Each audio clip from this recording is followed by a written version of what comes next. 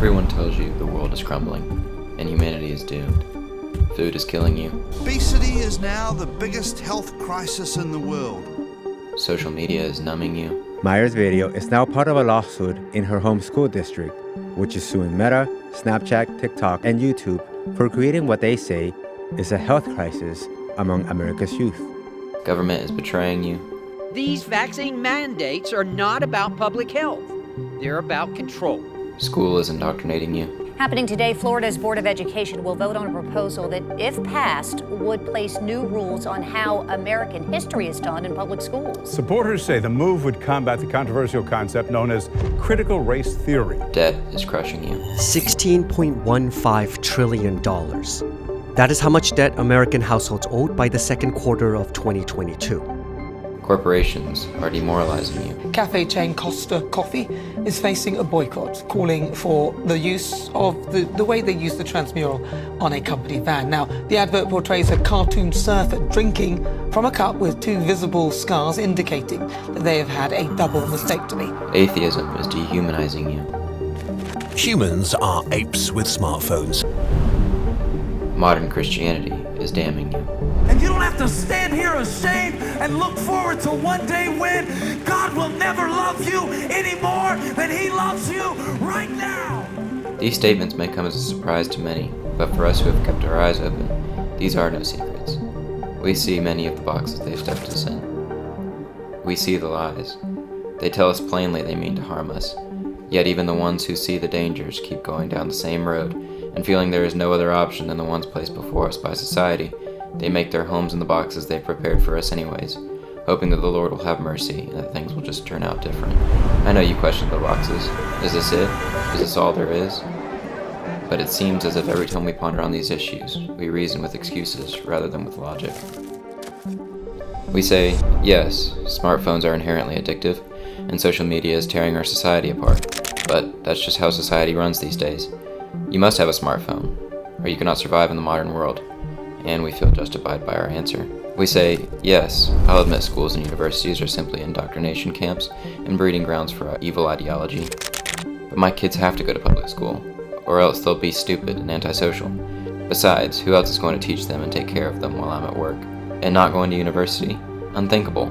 If they don't get that degree, they'll be working at McDonald's for the rest of their lives. Thus, we send them away on the morning bus without another thought. We may have even come to realize that the 9-to-5 is a crumbling and faulty setup. We say, yes, I'll admit I hate my job, and pretty much every day but the weekends. I never see my family, and I'm constantly drained of all energy. I may have even lost the feeling of purpose, but I have to get a 9-to-5, or else I won't have a stable income and decent benefits. Besides, how else am I going to pay off this $500,000 mortgage I pulled for this giant house I don't need? So we continue to slave our lives away so that we can maintain a hefty lifestyle that we don't even have the time or money to enjoy. To most people, these so-called answers are adequate.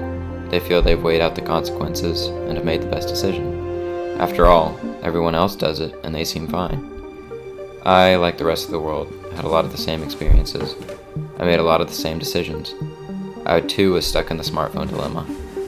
I felt it to be necessary to pay bills, keep in touch with people, and most of all, to keep my job that required them for payroll. And I may have been slightly addicted, but I would never admit that. I was also sucked into the 9-to-5 rat race, and for 4 dreadful years I tried climbing the ladder, sacrificing my family and my relationship with the Lord, just to say I had a really good job and made a stable income.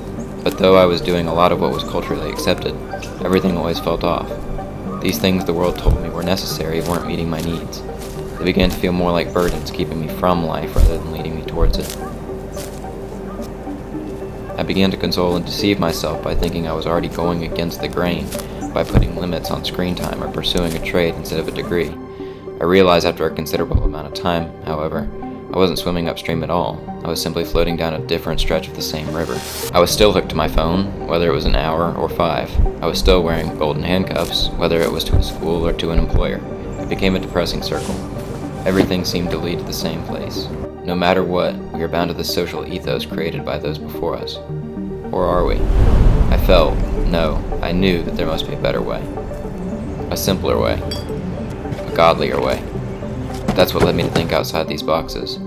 I realized that what keeps us from freedom isn't an issue of what we have to put in, but actually what we have to give up. What about my social following? What about my new car? What about my ungodly lifestyle? What about my degree? What about my pride?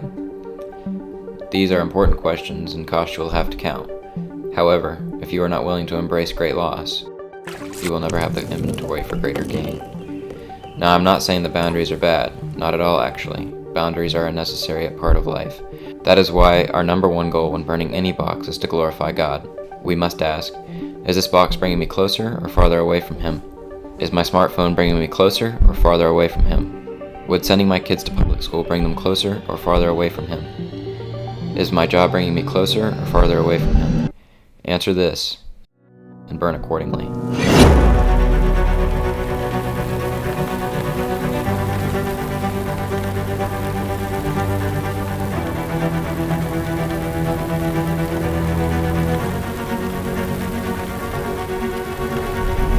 So, what is Alternatively?